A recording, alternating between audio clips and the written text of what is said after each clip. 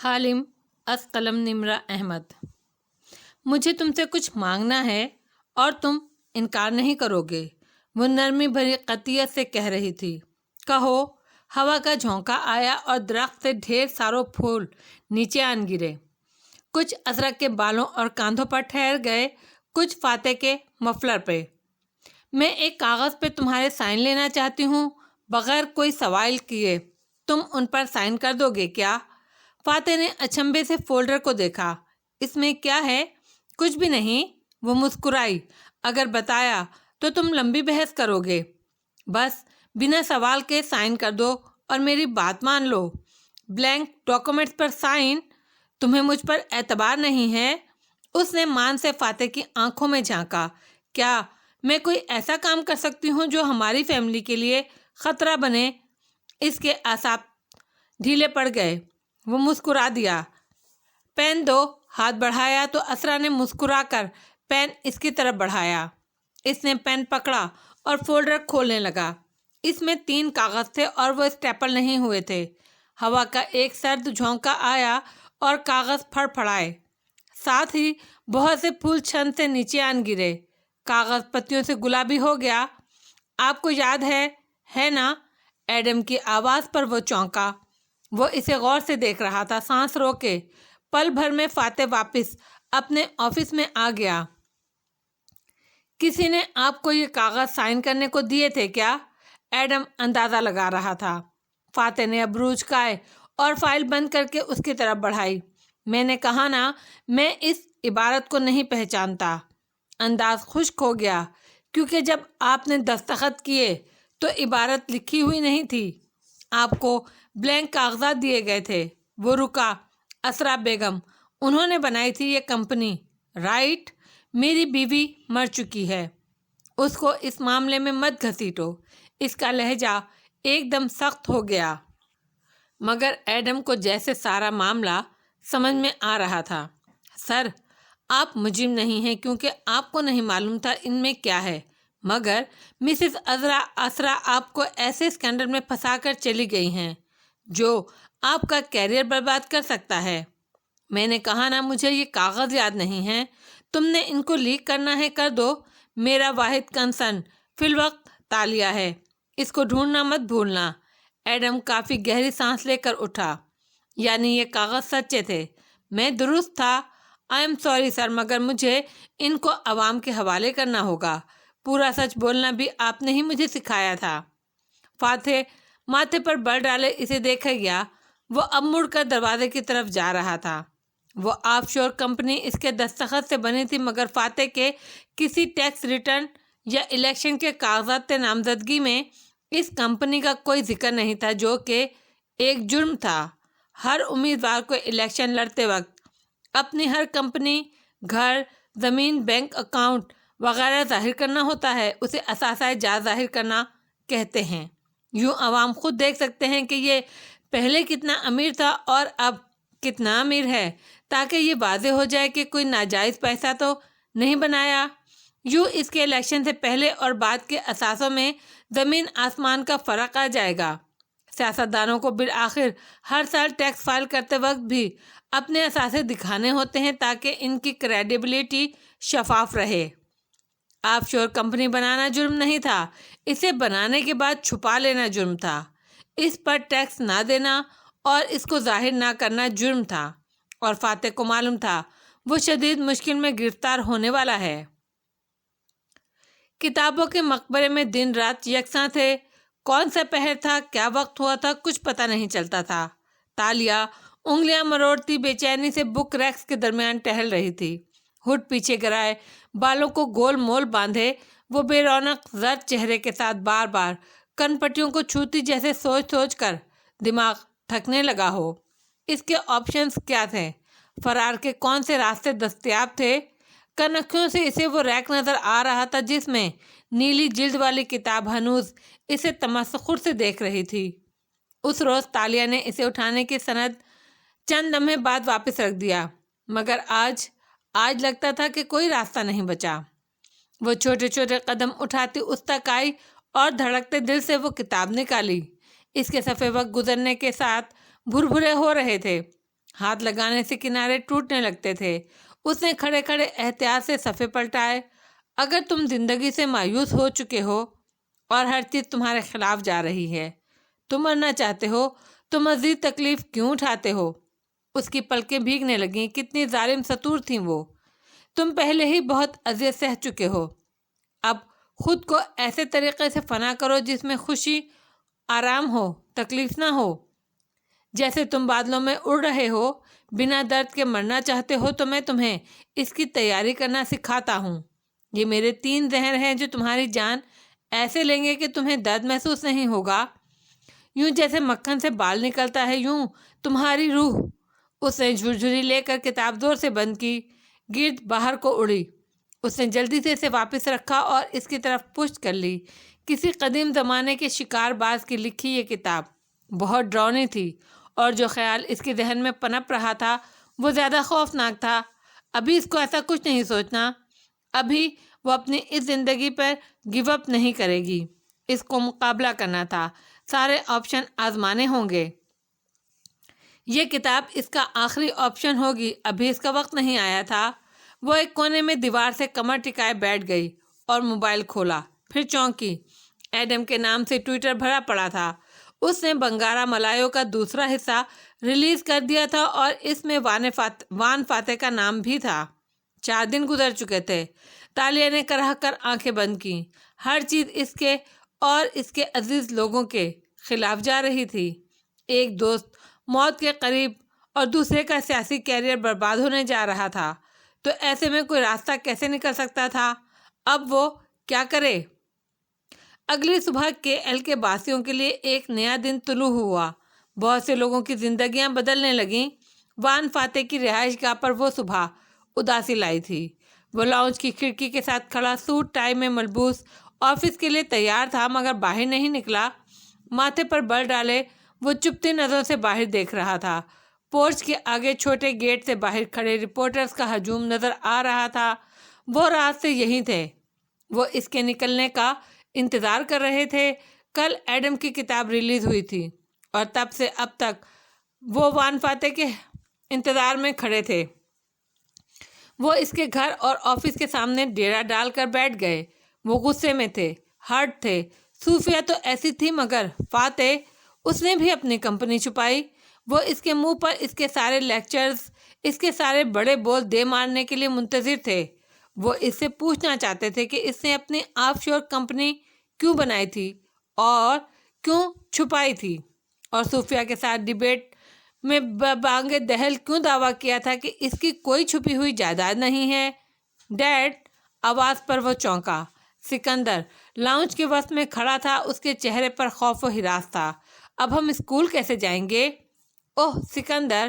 وہ اس کے قریب آیا اور پنجوں کے بل نیچے بیٹھا، پھر اس کے دونوں ہاتھ تھامے اور اس کی خوفزدہ آنکھوں میں جھانکا۔ تم میرے بیٹے ہو، بہت بہادر ہو۔ جولیانا صبح سے رو رہی ہے۔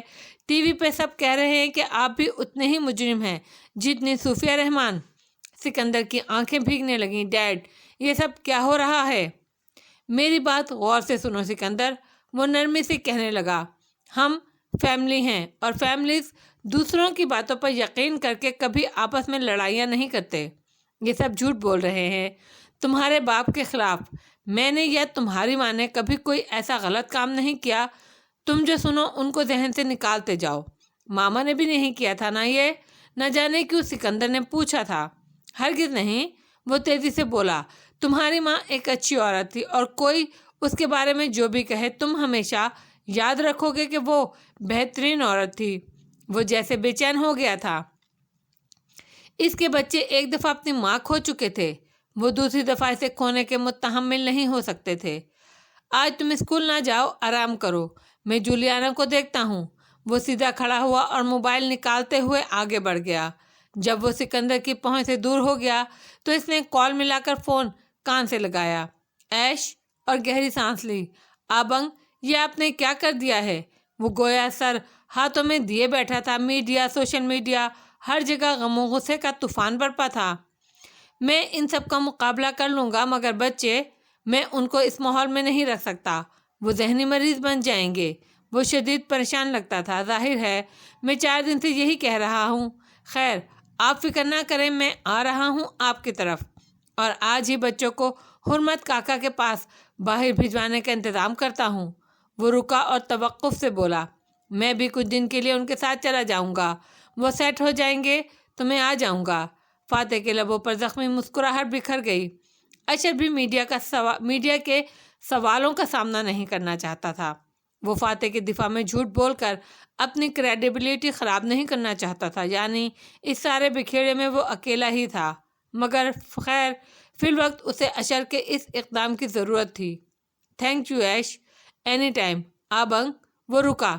مجھے معلوم ہے یہ کمپنی آپ کی نہیں ہے، نہ آپ نے یہ بنائی ہوگی، مگر وہ ہچکچایا، کیا کاکا نے آپ کے نام سے؟ وہ بھی اپنی بہن سے واقف تھا۔ اسرا نے کچھ نہیں کیا، فاتح تیزی سے بولا، اور میں کسی کو اجازت نہیں دوں گا کہ وہ ایک مری ہوئی عورت کو اس معاملے میں گھسیٹے، تمہیں بھی نہیں۔ اور موبائل نیچے کرتے ہوئے زور سے سرخ بٹن دبایا، پھر ٹائی درست کی اور جولیانا کے کمرے کی طرف بڑھ گیا۔ اپنی بیٹی کو تسلی دے کے اسے باہر جانا تھا اور صرف ایک کمنٹ دینا تھا۔ اسے جھوٹ اور سچ دونوں سے احتراز کرنا تھا۔ نو کمنٹس۔ میں کسی کی ٹویٹس یا آن لائن کتابوں پر تبصرہ نہیں کر سکتا، نہ میرے پاس ایسے کاغذات کو نظر بھر کر دیکھنے کا وقت ہے۔ جب مجھے عدالت نوٹس سرو کرے اور کسی کورٹ میں بلایا جائے تب میں ان کو دیکھوں گا اور بتاؤں گا کہ ان کی حقیقت کیا ہے۔ اسے یہی جواب دینا تھا۔ یہ جواب سب کو چپ کرا دے گا، مگر زیادہ سے زیادہ 2 دن تک، اور اس کے بعد؟ وہ صبح ایڈم بن محمد کے لیے بھی کچھ نیا لائی تھی۔ وہ تیار ہو کے باہر برآمدے میں آیا تو اس کا باپ باغیچے میں کرسی ڈالے بیٹھا تھا، دھوپ سیکتا، اخبار پڑھنے میں مصروف تھا۔ اس کے لبوں پر فخریہ مسکراہٹ تھی۔ ماں بھی کاندھے کے ساتھ کھڑی جھک کر اخبار پہ جھانک رہی تھی۔ میز پر چند دوسرے اخبار بھی رول ہوئے رکھے تھے۔ آج اخبارات، ٹویٹر، ٹی وی چینل صرف ایڈم بن محمد کا ذکر کر رہے تھے یا وان فاتح کا۔ اس نے دھوپ میں بیٹھے ان دونوں بوڑھوں کو ڈسٹرب کرنا مناسب نہیں سمجھا اور دبے قدموں دروازوں کی طرف بڑھ گیا۔ آہستہ سے باہر نکلا، باہر کھڑی اپنی کار کی طرف آیا۔ دروازے کے شیشے میں اپنا عکس نظر آیا تو وہ مسکرا دیا۔ کوٹ کے اندر ہائی نیک پہنی، وہ ہلکی شیو بڑھی اور سلیقے سے کٹے بالوں کے ساتھ کافی اچھا لگ رہا تھا۔ اس کے کاندھوں کا سارا بوجھ اتر چکا تھا۔ اس نے سچائی کے ساتھ قوم کی امانت ان تک پہنچا دی تھی، اپنا فرض نبھا دیا تھا۔ دوست دشمن دونوں کو ایک پیمانے پر رکھ کر فیصلہ کیا۔ وہ ایک دم بہت ہلکا پھلکا ہو گیا تھا۔ کار میں بیٹھنے سے پہلے 2-3 محلے داروں نے اسے دیکھ کر مسکرا کر ہاتھ ہلائے، وہ بھی مسکرا دیا۔ وقت کتنا بدل گیا تھا، کہاں وہ ایک بزدل شخص تھا، کم اعتماد، مستقبل سے پریشان، مایوس سا ایڈم جس کو اپنا مستقبل تاریک نظر آتا تھا، اور کہاں اس نے بیک مرر درست کیا، مسکرا کے کار اسٹارٹ کی، اور کہاں یہ ایڈم تھا، پر اعتماد، نڈر، بہادر۔ اس کا مستقبل روشن تھا، لوگ اس سے پیار کرتے تھے اور وہ اسی طرح اپنے ملک کی خدمت کرنا چاہتا تھا۔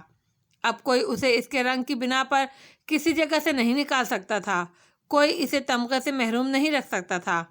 اب کوئی ایڈم بن محمد کا کچھ نہیں بگاڑ سکتا تھا۔ وہ بالآخر ایک آزاد انسان بن چکا تھا۔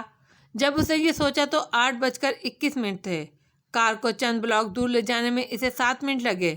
ٹھیک 8:30 بجے وہ مرکزی شاہراہ پر کار ڈال رہا تھا اور عین اسی وقت فضا تڑتڑاہٹ سے گونج اٹھی تھی۔ تڑتڑ چلتی اندھا دھند گولیاں کار کے شیشوں سے ٹکرائیں، چھناکے سے کانچ ٹوٹا۔ اس نے بریک لگانی چاہی مگر کار بے قابو ہو گئی۔ وہ تیزی سے نیچے ہوا، گولیوں کی بوچھاڑ رک گئی، مگر کار سنبھالتے سنبھالتے دائیں طرف ایک درخت میں جا لگی۔ رفتار کم تھی، اسی لیے اسے محض زور سے جھٹکا لگا۔ سیٹ بیلٹ اور ایئر بیگز نے بروقت اسے بچا لیا۔ اس نے ماتھا ایئر بیگ سے اٹھایا اور بے یقینی سے اطراف میں دیکھا۔ ونڈ اسکرین پر کانچ ٹوٹنے کے باعث مکڑی کا جالا سا بنا تھا۔ سائڈ شیشہ آدھا ٹوٹ چکا تھا اور کانچ اس کے ہاتھوں پر آ لگے تھے۔ سوائے چند خراشوں کے بظاہر اسے کوئی چوٹ نہیں آئی تھی، مگر اس کا سانس رک چکا تھا، لب اد کھلے تھے، جیسے وہ اس قاتلانہ حملے پر دنگ رہ گیا ہو۔ موت کا خوف واپس آ گیا تھا۔ جسے وہ دبا کر سنانے کی کوشش کر رہا تھا۔ یہ سائمن کے بندے نہیں تھے جو چند ٹھوکریں مار کر چلے گئے تھے، یہ اندھی گولیاں تھیں جو ایک دفعہ چوک گئی تھیں مگر ہر دفعہ نہیں چوکیں گی، یہ ڈرانے کے لیے بھی نہیں ماری گئی تھیں۔ اس نے کل صرف فاتح کا نام نہیں باہر نکالا، اس نے 20 طاقتور آدمیوں کے راز افشاں کیے تھے۔ یہ انتقامی وار تھا اور یہ بہت دلخراش تھا۔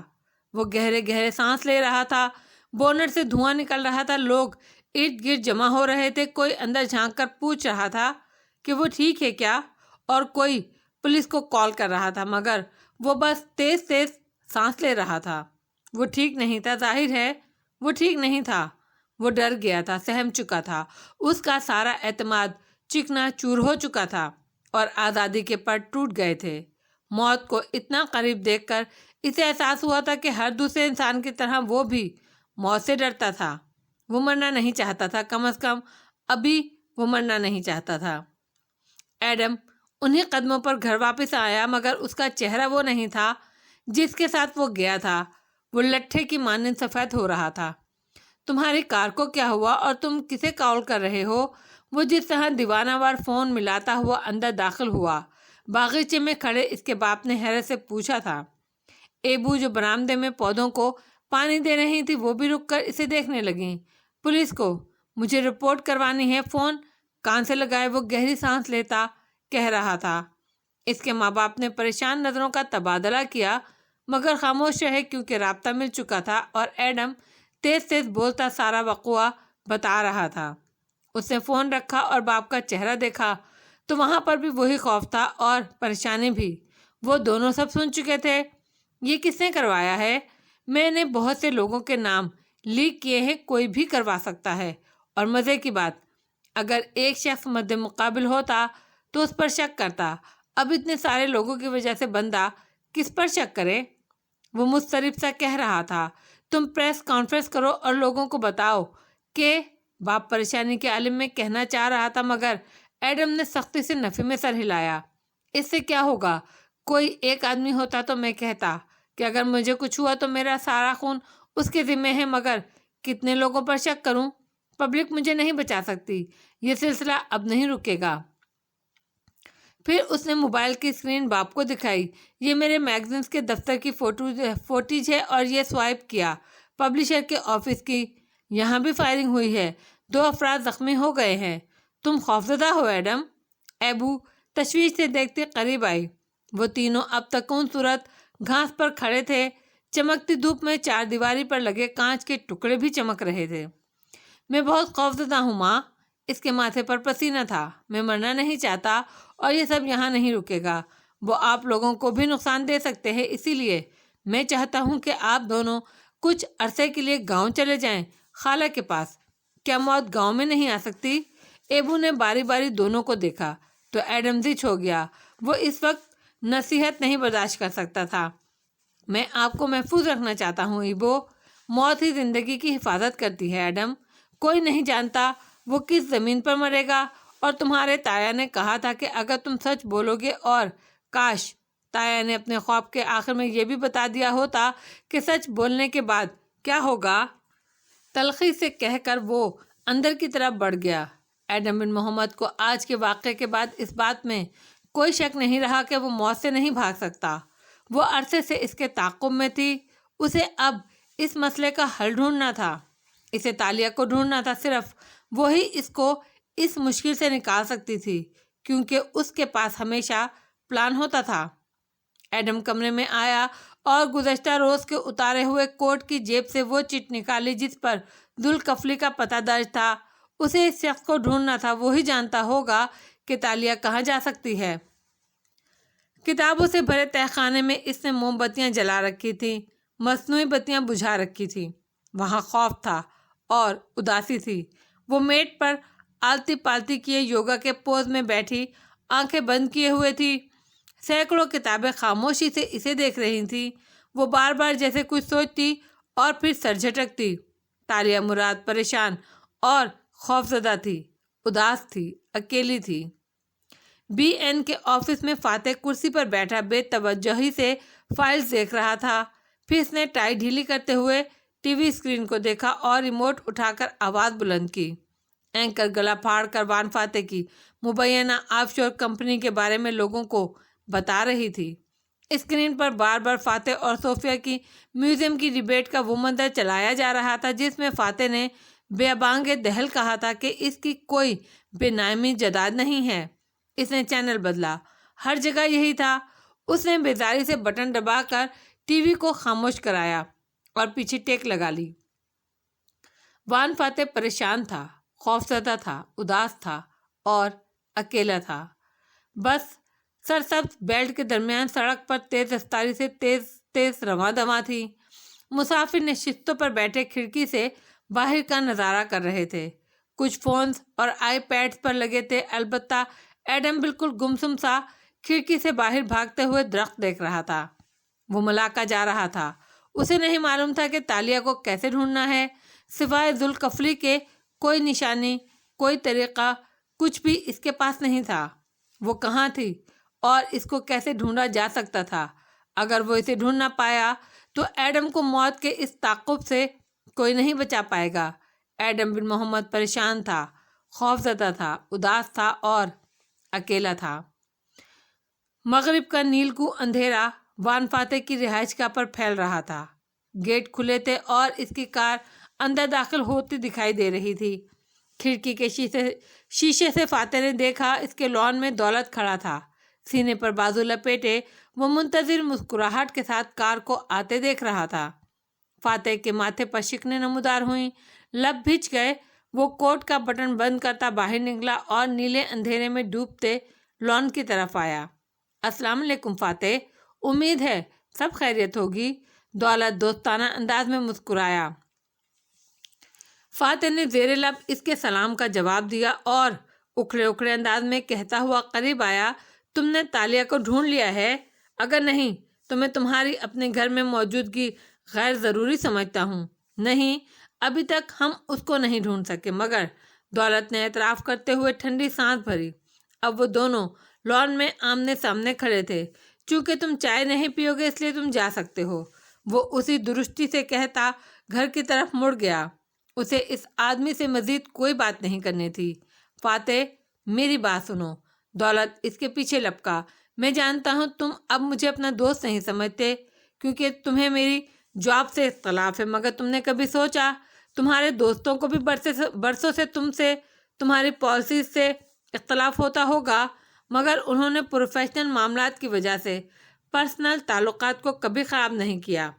وہ پوچھ تک پہنچا تھا جب پیچھے آتے دولت کی بات پر رکا اور گردن موڑ کر اسے دیکھا۔ تم تالیہ کو میرا نام لے کر دھوکہ دے کر اس قید میں لے کر گئے تھے جس نے اس لڑکی کو اتنا ہرٹ اور خوفزدہ کر دیا کہ وہ بے گناہ ہوتے ہوئے بھی قانون پر بھروسہ نہیں کر پا رہی۔ لان میں اندھیرا گہرا ہونے لگا تو ایک ملازم نے پورچ کی بتیاں جلا دیں۔ باقی ملازم اور گارڈ ادھر ادھر کھسک گئے۔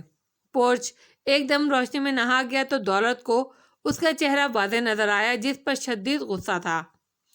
اس نے بے بسی سے ماتھے کو چھوا۔ فاتح، فاتح، وہ کوئی بے گناہ لڑکی نہیں ہے، وہ اسکامر ہے، چور اور فراڈ۔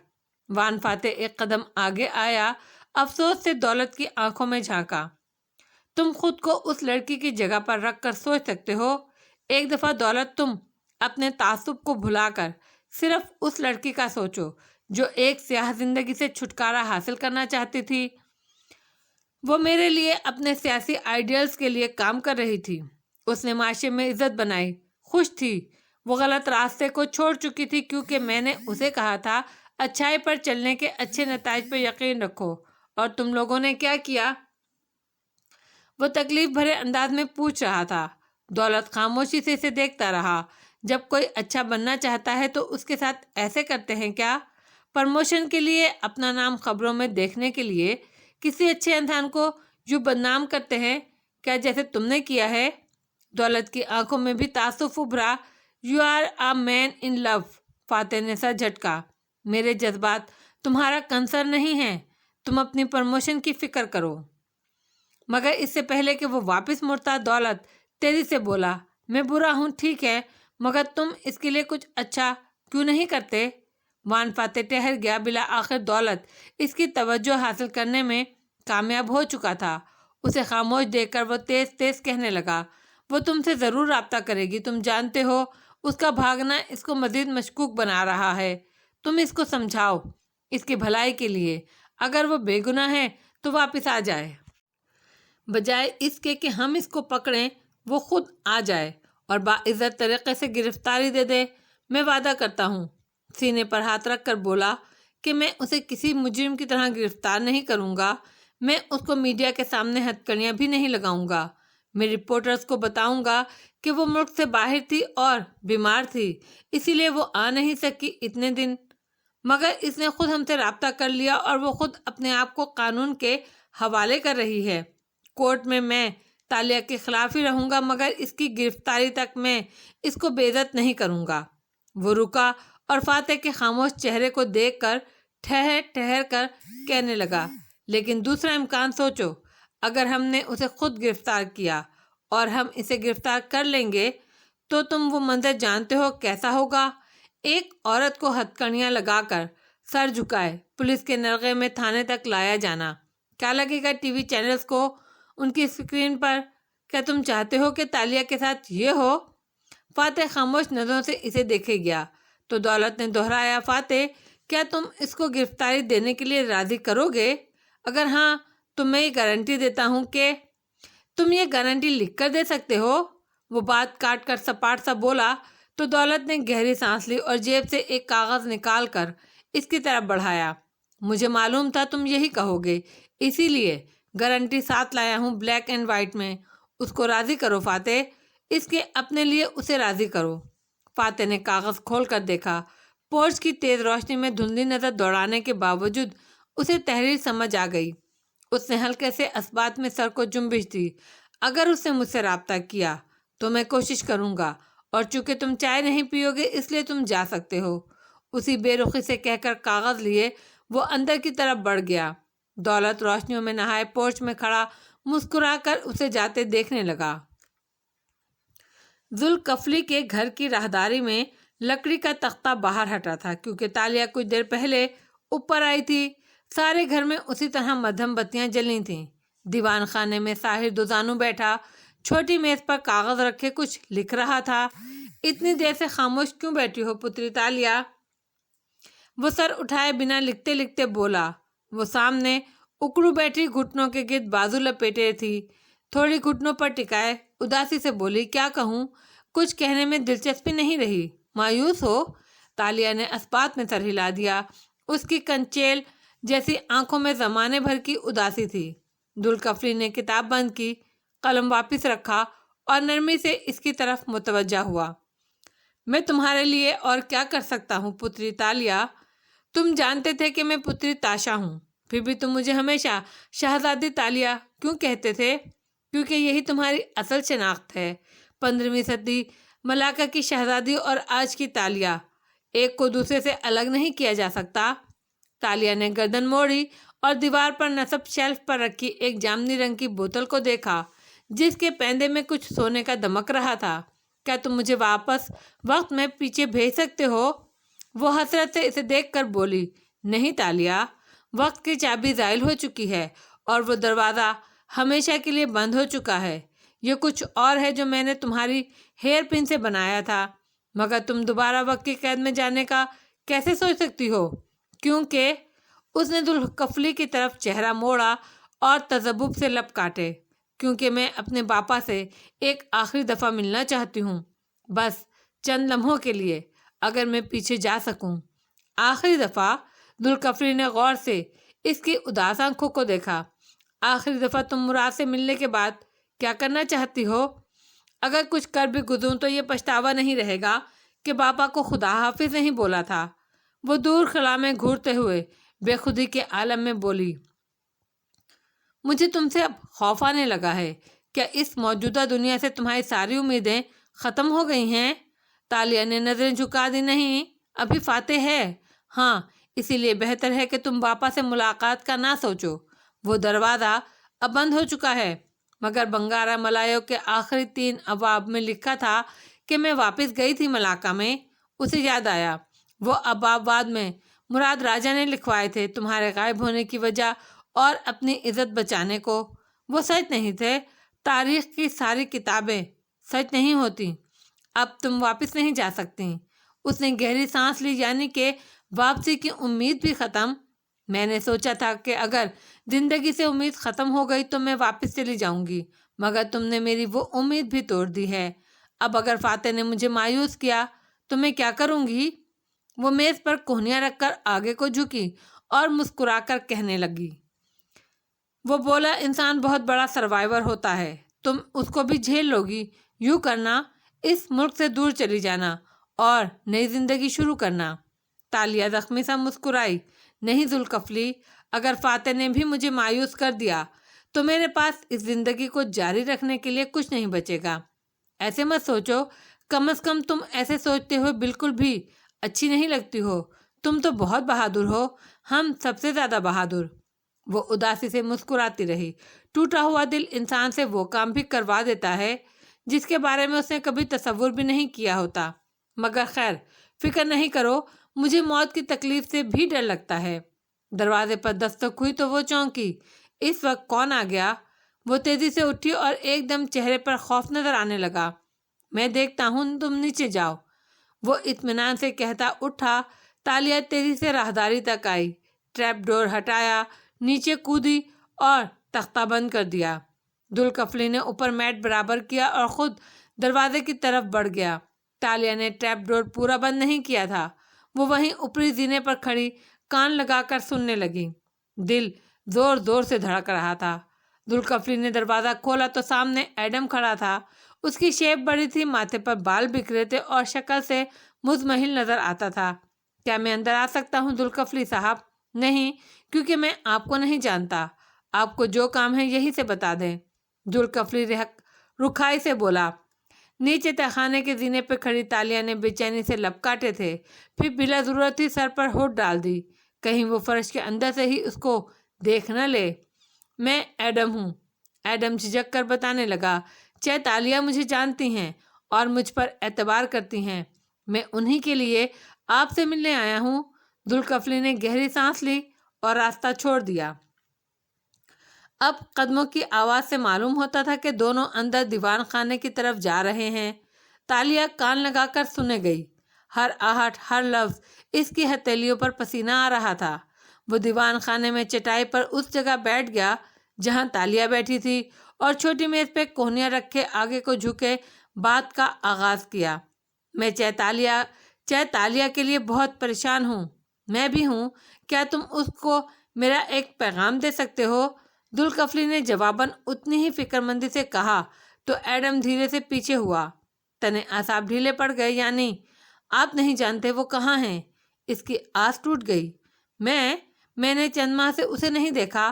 وہ مجھ سے شدید ضرورت کے علاوہ رابطہ نہیں کرتی۔ میں سمجھا تم اس کا پیغام لائے ہو، اسی لیے میں نے تمہیں اندر آنے دیا۔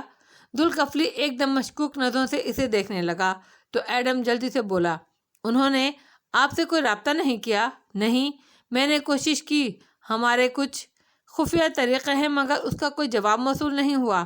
شاید وہ ملک چھوڑ چکی ہے۔ اف! ایڈم نے آنکھیں بند کی اور پیشانی کو 2 انگلیوں سے چھوا۔ اب میں کیا کروں؟ مجھے ان کو ڈھونڈنا ہے۔ پھر سر اٹھا کر ذوالکفلی کو دیکھا۔ آپ جادوگر ہیں، میں جانتا ہوں۔ کیا آپ ان کا سراغ نہیں لگا سکتے؟ اگر ممکن ہوتا تو پھر ساری دنیا کے سراغ رساں ایک جادوگر ساتھ لیے پھرتے نوجوان۔ جادو ایسے کام نہیں کرتا، وہ رکھائی سے بولا۔ اگر تم کہہ چکے ہو تو جا سکتے ہو۔ ایڈم چند لمحے اس کا چہرہ دیکھتا رہا۔ آپ سچ کہہ رہے ہیں نا؟ تمہیں یقین نہیں کرنا تو نہ کرو۔ دیکھیں، میں وان فاتح کا پیغام لایا ہوں ان کے لیے۔ اگر وہ آپ سے رابطے میں ہو تو پلیز ان کو میرا پیغام پہنچا دیں۔ کیا مجھے تمہیں اپنے گھر سے نکالنے کے لیے پولیس کو بلانا پڑے گا؟ ایڈم پیچھے کو ہوا، گہری سانس لے کر اسے دیکھا۔ سوری، مجھے آپ کا یقین کرنا چاہیے۔ میں اب آپ کو تکلیف نہیں دوں گا، مگر یہ میرا نمبر ہے، اگر وہ رابطہ کریں تو مجھے ضرور بتائیے گا۔ اوکے، یہ میں کر سکتا ہوں۔ ذوالکفلی نے اس کا کارڈ رکھ لیا تو وہ اٹھ گیا۔ وہ باہر چلا گیا تو ذوالکفلی دروازہ بند کر کے راہداری میں آیا اور جوتے کی نوک سے میٹ پرے کیا۔ ٹریپ ڈور کی درز نظر آ رہی تھی۔ کوئی پیغام جو تم اس کو پہنچانا چاہو؟ وہ تم سے مخلص لگتا ہے۔ تالیہ نے جواب دینے کے بجائے زور سے ٹریپ ڈور بند کیا اور زینیں اترنے لگی۔ یہ صاف انکار تھا۔ باہر گلی میں چلتے ایڈم نے دوسرا موبائل نکالا جو محفوظ تھا اور فاتح کے اس نمبر پہ کال ملائی جو اس نے خفیہ گفتگو کے لیے ایڈم کو دیا تھا، کیونکہ اس نمبر کو پولیس ٹریس نہیں کر سکتی تھی۔ فاتح نے چھوٹتے ہی فون اٹھایا۔ کچھ معلوم ہوا؟ جی، وہ اسی کے گھر میں ہیں، میں نے انہیں ڈھونڈ لیا ہے۔ Are you sure? جی، جس طرح اس آدمی نے مجھے بار بار گھر سے نکل جانے کو کہا، اس کا یہی مطلب تھا کہ وہ گھر میں ان کو چھپائے ہوئے ہے، لیکن میں زبردستی چیتالیہ کو اس گھر سے نہیں نکال سکتا، وہ خوف زدہ ہیں۔ گلی میں چلتا ہوا ایڈم الجھا سا کہہ رہا تھا، مجھے کچھ ایسا کرنا ہوگا کہ وہ خود مجھ سے ملنے پر راضی ہو جائیں، کیونکہ اگر میں نے یہاں کوئی سین کریٹ کیا تو ارد گرد لوگ اور پولیس کو معلوم ہو جائے گا۔ کیا چیز ہو سکتی ہے جو اسے باہر آنے پر مجبور کر دے؟ اگر آپ آ جائیں، ایڈم نے کہا تو دل میں عجیب سا خالی پن محسوس ہونے لگا۔ دولت مجھ پر نظر رکھے ہوئے ہے، میں آؤں گا تو تمہیں پہلے اس کو باہر نکلنے پر راضی کرنا ہوگا، یہ نہ ہو کہ وہ اب وہاں سے بھی بھاگ جائے۔ کوئی حل نکالو، اس کو تحکم سے کہہ کر فاتح نے فون رکھ دیا اور ایڈم پریشانی سے مڑ کر اس گھر کو دیکھنے لگا۔ جو اسے معلوم تھا وہ اس کی مدد کر سکتا تھا، مگر اسے کیا معلوم تھا تالیہ کے بارے میں؟ اس کا ذہن کورے کاغذ کی طرح خالی تھا۔ اگلی صبح بی این کے چیئرمین آفس کی سرما کی چمکیلی دھوپ نے منور کر رکھا تھا۔ سیکریٹری کارمن بھاپ اڑاتا مگ فاتح کی میز پر رکھ رہی تھی۔ وہ کاغذوں میں اتنا الجھا تھا کہ لب بنا آواز کے ہلائے۔ Thank you Taliya. قلم سے کچھ لکھتے لکھتے وہ رک گیا اور ہولے سے سر جھٹکا۔ اتنے ماہ گزر چکے تھے مگر تالیہ کی کافی اور تالیہ کی موجودگی کی عادت نہیں گئی تھی۔ پھر اونچا سا بولا، تھینک یو کارمن سر، آپ میڈیا بریفنگ کب دیں گے؟ سیکریٹری وہیں رک کر پوچھنے لگی۔ وہ بجھی لگتی تھی۔ رپورٹرز نے الگ ناک میں دم کر رکھا ہے اور مخالفن خاموشی نہیں ہو رہے۔ وان فاتح آگے کو جھکا، کاغذات پر کچھ لکھ رہا تھا۔ سپاٹ انداز میں بولا، ابھی انتظار کرو۔ سیکریٹری نے بے بسی سے اسے دیکھا۔ وہ 2 دن سے یہی سوال پوچھ رہی تھی اور وہ یہی جواب دیتا تھا۔ وہ کس شے کے انتظار میں تھا؟ سر، آپ کے وکلا آ گئے ہیں، میں ان کو بھیج دیتی ہوں، وہ کہہ کر جانے لگی تو فاتح نے پکارا، ہاں، اور تم بھی یہیں آ جانا۔ سیکریٹری کارمن اس بات پر ٹھٹک کر رکی اور مڑ کر اسے دیکھا۔ اس کا باس ٹائی ڈھیلی کیے آستین موڑے کاغذوں کو الٹ پلٹ کر کے دیکھ رہا تھا، بالکل بے نیاز، مطمئن۔ سر، میں وکیل اور کلائنٹ کی میٹنگ کے درمیان کیسے بیٹھ سکتی ہوں؟ کارمن سمجھدار لڑکی تھی۔ وہ تالیہ کے بعد آئی تھی اور اب تک اسے ان قوانین کی بخوبی سمجھ آ چکی تھی۔ کیوں کارمن؟ اس نے فائل سے نظریں اٹھا کر اسے دیکھا تو وہ جز بز ہوئی۔ جب کلائنٹ اپنے وکیل سے بات کرتا ہے تو کانفیڈینشیلٹی کا قانون اپلائی ہوتا ہے۔ وکیل آپ کے راز نہیں کھول سکتا، آپ کی کہی بات آپ کے خلاف نہیں استعمال کر سکتا، لیکن ایک تیسرا ورد بیٹھ جائے تو اس پر یہ قانون لاگو نہیں ہوگا، اور وہ جب چاہے میرے اور میرے وکلا کی باتیں باہر جا کر بتا سکتا ہے، یہی نا؟ وہ ہلکا سا مسکرایا۔ تمہیں لگتا ہے وان فاتح ان چیزوں سے ڈرتا ہے؟ کارمن اداسی سے مسکرائی۔ آپ مجھ سے آج تک ملنے والے انسانوں میں مضبوط ترین ہیں سر، مگر یہاں ہر کوئی آپ کو گرانا چاہتا ہے۔ میں آپ کے لیے فکر مند ہوں۔ تمہیں کیا لگتا ہے میں نے یہ کیا ہوگا؟ وہ قلم بند کرتے ہوئے پوچھ رہا تھا۔ کارمن نے تھوک نگلا۔ چیئرمین سے براہ راست یہ بات ڈسکس کرنے کی ہمت رپورٹرز کے سوا کسی میں نہیں تھی۔ سر، جب میں یہاں آئی تھی تو آپ سے چھوٹی چھوٹی باتوں کے لیے نصیحت لینے آتی تھی اور آپ، وہ یاد کر کے کہتی میز کے عین سامنے آ کھڑی ہوئی، اور آپ مجھے ہمیشہ سچ بولنے کا درس دیتے تھے۔ مجھے رسول اللہ کی زندگی سے کوئی چھوٹا سا واقعہ سنا کر کہتے تھے یوں کرو اور یوں نہ کرو۔ میں اتنا جانتی ہوں کہ جس شخص کو چھوٹی چھوٹی باتوں میں رسول اللہ کے واقعات یاد رہے وہ کبھی اتنا بڑا دھوکہ نہیں کر سکتا۔ آپ میرے آئیڈیل رہے ہیں اور میرے ملک کے بہت سے لوگوں کے آئیڈیل ہیں۔ ہم ان باتوں پر کبھی یقین نہیں کریں گے۔ کسی نے آپ کو وہ کاغذات سائن کرنے کے لیے ٹریک کیا ہوگا۔ وہ رکی۔ آپ یہ بات میڈیا پر بتا کیوں نہیں دیتے؟ ان لوگوں کے الزامات کا شور مجھے اور آپ کے ووٹرز کو پریشان کر رہا ہے۔ فاتح نے ٹیک لگائی اور قلم بند کرتے ہوئے مسکرا کر اسے دیکھا۔ ایک دفعہ ایک بوڑھے کسان کی گھڑی کھو گئی کارمن، وہ نرمی سے کہنے لگا، تو کارمن توجہ سے سننے لگی۔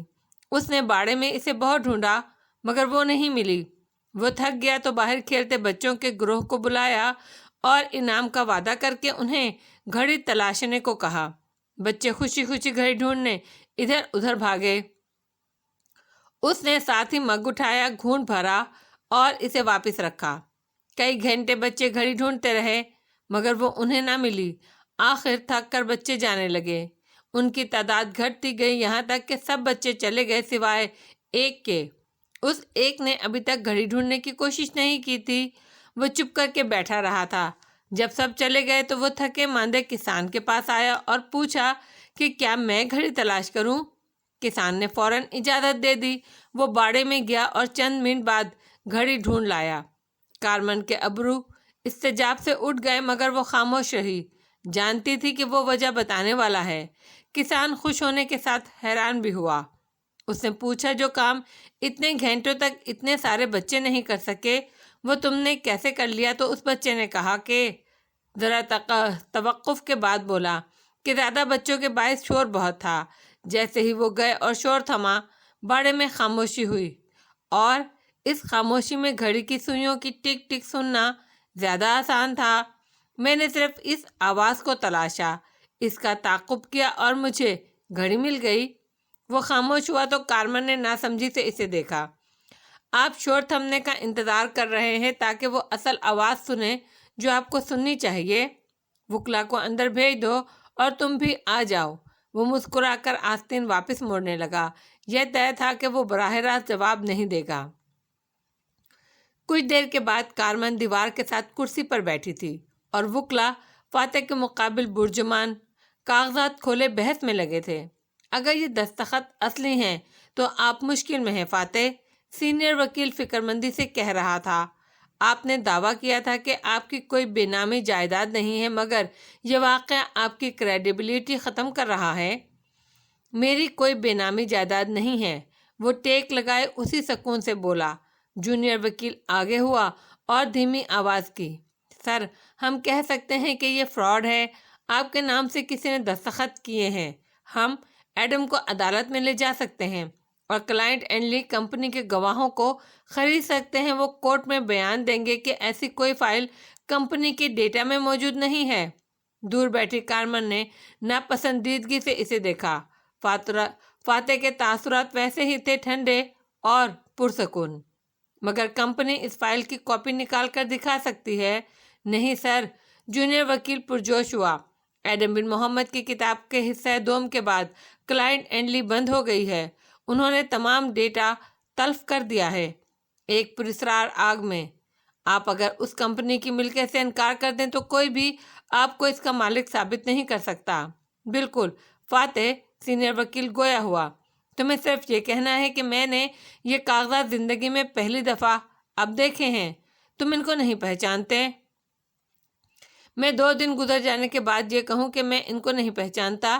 جی سر، 2 دن آپ وکلا سے مشورہ کر رہے تھے اور ان کاغذات کے فورینزک کروا رہے تھے، اسی لیے جواب نہیں دیا۔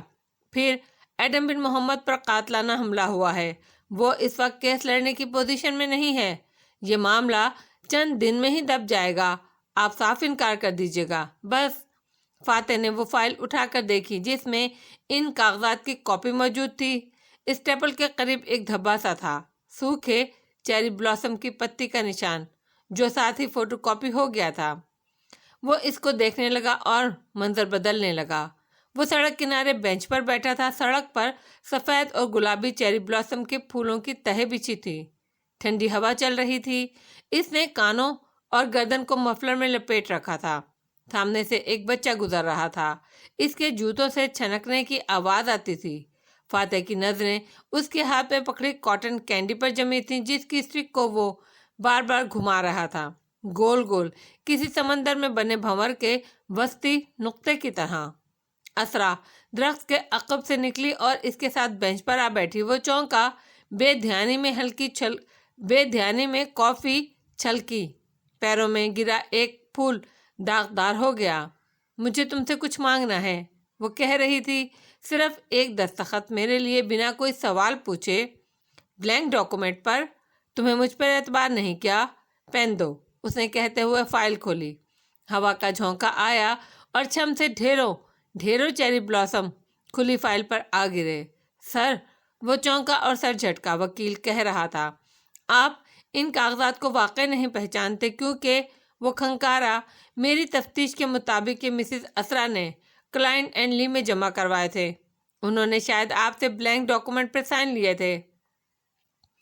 کونے میں بیٹھی کارمن نے گہری سانس باہر کو خارج کی۔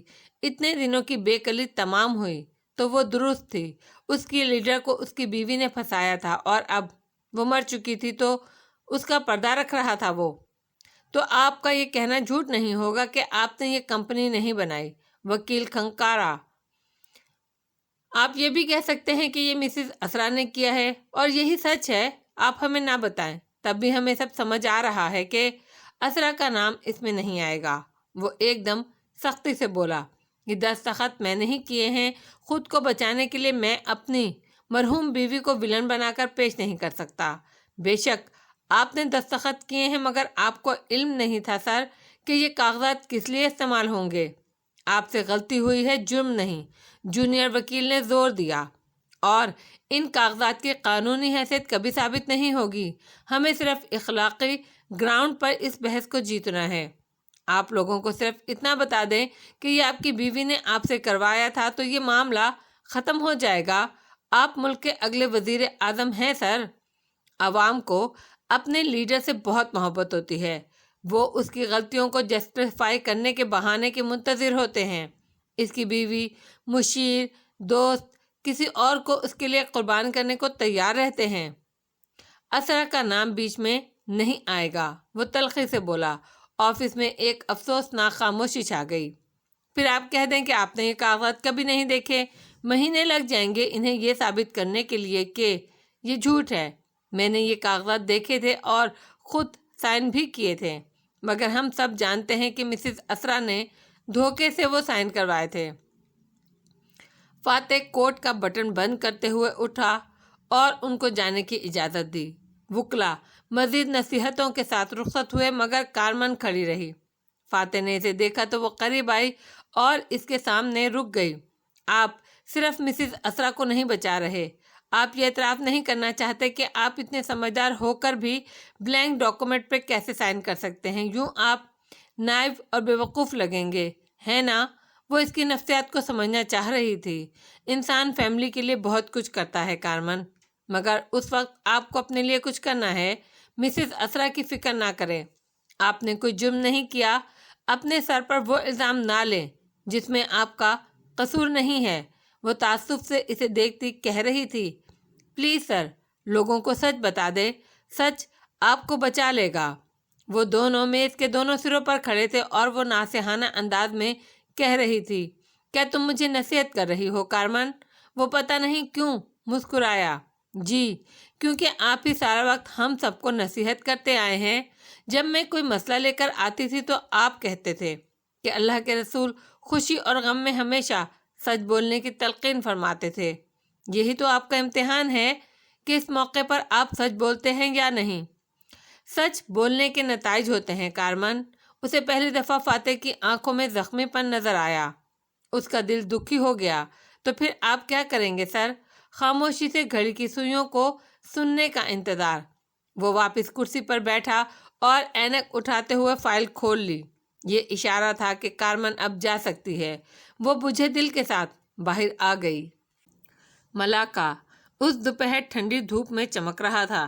شاہراہ پر ٹریفک زور و شور سے رواں دواں تھا۔ ایسے میں ایک فون بوتھ کے اندر کھڑا ایڈم ریسیور کان سے لگائے بات کرتا نظر آ رہا تھا۔ اس نے سر پر پی کیپ پہن رکھی تھی اور چہرے پر فکر مندی کے آثار نمایاں تھے۔ تمہاری ماں شہر چھوڑنے کے لیے راضی نہیں تھی، مگر دوسری جانب اس کا باپ کہہ رہا تھا، آج صبح میں جانتا ہوں آج صبح کیا ہوا ہے۔ مجھے اطلاع مل گئی ہے وہ تلخی سے کہہ رہا تھا۔ وہ لوگ ہمارے گھر تک آن پہنچے ہیں، وہ ہمیں مارنا نہیں چاہتے، گولیوں سے صرف کھڑکیوں کے شیشے توڑے اور چلے گئے۔ گولیاں اندھی ہوتی ہیں، کسی کو لگ جائے تو نیت بے معنی ہو کر رہ جاتی ہے۔ وہ غصے بھری بے بسی سے کہہ رہا تھا، باپا پلیز آپ، میں جانتا ہوں، میں نے تمہاری ایبو کو سمجھایا ہے، ہم آج ہی KL چھوڑ کر جا رہے ہیں، مگر تم، میں آپ کے ساتھ نہیں آ سکتا۔ یہ میرا دوست جس کے گھر پہ اس وقت میں کال کر رہا ہوں، یہ آپ کو بحفاظت گاؤں پہنچا دے گا۔ میرا آپ سے دور رہنا بہتر ہے کیونکہ ٹارگٹ میں ہوں، میں دور رہوں گا تو وہ آپ کی طرف نہیں آئیں گے۔ پھر خیال آیا، آپ کو اس گھر میں آتے کسی نے دیکھا تو نہیں؟ نہیں، تمہارا دوست مجھے بازار میں ملا تھا اور احتیاط سے یہاں لایا تھا کیونکہ تم نے کال کرنی تھی۔ محمد صاحب نے وقفہ دیا، ایڈم، ہم تمہارا انتظار کریں گے، جب یہ لوگ ہمارا پیچھا چھوڑ دیں تو ہمارے پاس چلے آنا، تم ہماری ساری زندگی کی کمائی ہو۔ ایڈم کی پلکیں بھیگنے لگیں۔ میں آؤں گا پاپا، بس پہلے مجھے کچھ کام کرنے ہیں۔ اس نے فون رکھا اور آنکھیں بند کیں۔ ٹوٹے دل کا ایک آنسو دل پر ہی گر کر جذب ہو گیا۔ کیا وہ زندہ سلامت اپنے ماں باپ کے پاس واپس جا سکے گا؟ اسے اب یقین نہیں ہو رہا تھا۔ وہ ابھی تک تالیہ کو ڈھونڈ نہیں پایا تھا۔ تالیہ دوسری دفعہ کھوئی تھی اور دونوں دفعہ وہ اسے تلاشنے میں ناکام ٹھہرا تھا۔ کیسا دوست تھا ایڈم بن محمد! وہ صحیح کہتی تھی کہ اگر اس کی جگہ ایڈم کو کچھ ہوتا تو وہ کیا کچھ نہ کر ڈالتی۔ وہ کبھی آرام سے نہیں بیٹھتی۔ اور ایڈم نے چونک کر آنکھیں کھولیں۔ وہ چمکیلی دھوپ میں ہنوز فون بوتھ میں کھڑا، شیشے کے بند ڈبے میں، اور اس کے دونوں اطراف میں گاڑیاں آ جا رہی تھیں، مگر اسے کوئی آواز سنائی نہیں دے رہی تھی۔ اس نے موبائل نکالا اور فاتح کو پیغام لکھا، مجھے معلوم ہے چائے تالیہ کو کیسے ڈھونڈنا ہے، داتن کی طرح۔ وہ تالیہ سے رابطے کے طریقے نہیں جانتا تھا، مگر وہ تالیہ کو جانتا تھا، اور جو وہ جانتا تھا وہی اسے تلاش کرنے کی کنجی تھی۔ کتابوں کا مقبرہ موم بتیوں سے نیم روشن تھا۔ ایک بلب بھی کونے میں جل رہا تھا جس کے نیچے زمین پر اکڑو بیٹھی تالیہ ایک کتاب کی ورق گردانی کرتی دکھائی دے رہی تھی۔ آج اس کے کپڑے مختلف تھے۔ اس نے سیاہ ٹراؤزر پر کھلے بازوؤں والی بھوری قمیض پہن رکھی تھی اور بال پونی میں باندھے تھے۔ چہرہ ویسا ہی بے رونق تھا اور کتاب پکڑے ہاتھوں میں سرخ یاقوتی انگوٹھی دکھائی دیتی تھی۔ آہٹ پر اس نے نظریں اٹھائیں تو ذوالکفلی اوپری زینے پر کھڑا تھا۔ اتنی دور سے وہ اس کی کتاب کا سروق نہیں دیکھ سکتا تھا، مگر تالیہ نے پھر بھی نامحسوس انداز میں کتاب نیچے کی۔ کیا ہوا؟ اور کتاب پیچھے گول مول رکھے لحاف میں چھپائی۔ تمہارا دوست ایڈم، وہ ایک خط چھوڑ گیا ہے۔ ذوالکفلی نے خط اوپری زینے پر رکھا اور خود مڑ گیا۔ تالیہ کتب خانے کے دوسرے سرے پر تھی۔ اس کے اور زینوں کے درمیان طویل فاصلہ حائل تھا۔ تم مجھے یہ دینے نیچے بھی آ سکتے تھے۔ اس نے بھویں چڑھا کر اس فاصلے کو دیکھا۔ پھر تمہیں کیسے علم ہوگا کہ تم اس خط کو پڑھنے کے لیے کتنی بےتاب ہو؟ وہ بے نیازی سے کہہ کر واپس اوپر چلا گیا اور ٹریپ ڈور بند کر دیا۔ تالیہ تیزی سے اٹھی اور دوڑ کر زینوں تک آئی، پھر دھڑکتے دل سے زینے پھیلانگتی گئی۔ لکڑی کے چٹکنے کی ہلکی ہلکی سی آواز آتی تھی۔ اوپری زینے پر بیٹھ کر اس نے خط اٹھایا اور کھولا۔ ڈیئر انچے ذوالکفلی، میں نہیں جانتا آپ میرا یہ خط چائے تالیہ تک پہنچا سکتے ہیں یا نہیں، کیونکہ آپ شاید سمجھتے ہیں کہ میں چائے تالیہ کو اس لیے تلاشنا چاہتا ہوں تاکہ ان کو سرنڈر کرنے کا مشورہ دے سکوں، جبکہ ایسا نہیں ہے۔ اسے میری خود غرضی کہہ لیں یا کیا، مگر میں ان کو اپنے لیے ڈھونڈنا چاہتا ہوں۔ میں مشکل میں ہوں، میری جان کو خطرہ ہے، مجھ پر قاتلانہ حملے بھی ہو چکے ہیں اور میرے ماں باپ کو KL چھوڑنا پڑ گیا ہے۔ مجھے نہیں معلوم میں اپنی زندگی کے لیے کیا کروں۔ میں بالکل بھی وہ سیلیبریٹی رپورٹر نہیں رہا جو عوام کو چند ماہ سے دیکھنے کو مل رہا ہے۔ میں ایک کم ہمت اور جلدی ہار مان جانے والا وہی باڈی مین بن گیا ہوں جو چائے تالیہ کو پہلی دفعہ ملا تھا۔ مجھے ان کی ضرورت ہے۔ میں آج رات 11 بجے ان کا اسی جگہ انتظار کروں گا جہاں وقت میں سفر سے پہلے ہم ملے تھے، اور تب تک انہوں نے مجھ سے سچ نہیں بولا تھا، فقط شاہی مورخ۔ اس نے خط واپس تہہ کیا اور گہری سانس لی۔ پھر گھڑی پر وقت دیکھا، 11 بجنے میں ابھی کافی وقت تھا، اور اب ایڈم کی اس مدد کی پکار کے بعد اگر وہ تالیہ مراد تھی تو وہ اس کو تنہا نہیں چھوڑ سکتی تھی۔ اس نے چہرہ گھٹنوں پر ٹکا دیا اور آنکھیں بند کر لیں۔ وہی یاد نظروں کے سامنے چلنے لگی۔ وہ ریسٹورینٹ کے مصنوعی جھونپڑے میں داتن کے سامنے بیٹھی تھی اور دونوں کوئی قہوے کی پیالیاں گرم تھیں۔ تاؤ نے جھونپڑے کی بتیاں مدھم کر دی تھیں اور خالی دیوار پر ایک منظر چلنے لگا۔ سڑک کنارے چیری بلاسم کے درختوں کی قطار، نیچے گھاس پر گلابی پھول کی تہہ بچھی ہوئی، ہوا چل رہی تھی اور پھول گرتے جا رہے تھے دھیرے دھیرے، ایک ایک پتی۔ تو تم ٹھیک ہو داتن؟ فضا میں جھینگے تلنے کا شور تھا اور اس کی اشتہا انگیز مہک بھی۔ قہوے کی پیالی سے اڑتی بھاپ ان دونوں کے درمیان بار بار حائل ہوتی، پھر چھٹ جاتی۔ یہ کینسر کی دوا ہے اور یہ بوتل تمہاری ہے۔ تم کینسر کی دوا کیوں لے رہی ہو؟ پیانو رک گیا، جھینگے تلنے کا شور خاموش ہو گیا۔ ایک لمحے کے لیے ساری آوازیں دم توڑ گئیں۔ تم سن کر ہرٹ ہوگی، اسی لیے میں نے تم سے چھپایا۔ پیانو تیز ہو گیا۔ کاؤنٹر پر کھڑا تاؤ ٹھک ٹھک سوشی رول کو چھرے سے کاٹنے لگا۔ دیوار پر ابھی تک پھول گرتے نظر آ رہے تھے اور سوشی رول کٹنے کی آوازیں ٹھک ٹھک۔ تالیہ نے آنکھیں کھولیں تو خود کو تہہ خانے کے زینے پر بیٹھے پایا۔ اس نے پھر سے گھڑی دیکھی، 11 بجنے میں کافی وقت تھا۔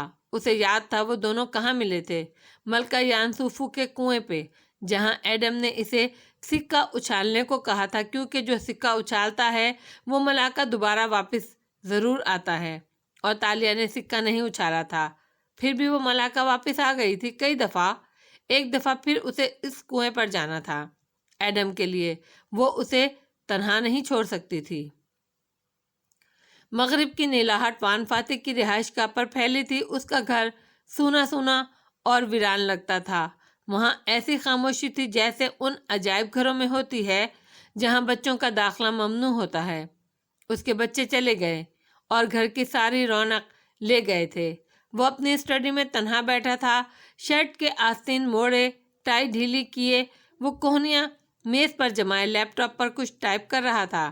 اس کے تاثرات سنجیدہ اور سپاٹ تھے، ان سے اندرونی جذبات کا اندازہ نہیں ہوتا تھا۔ وہ تحریر مختصر تھی۔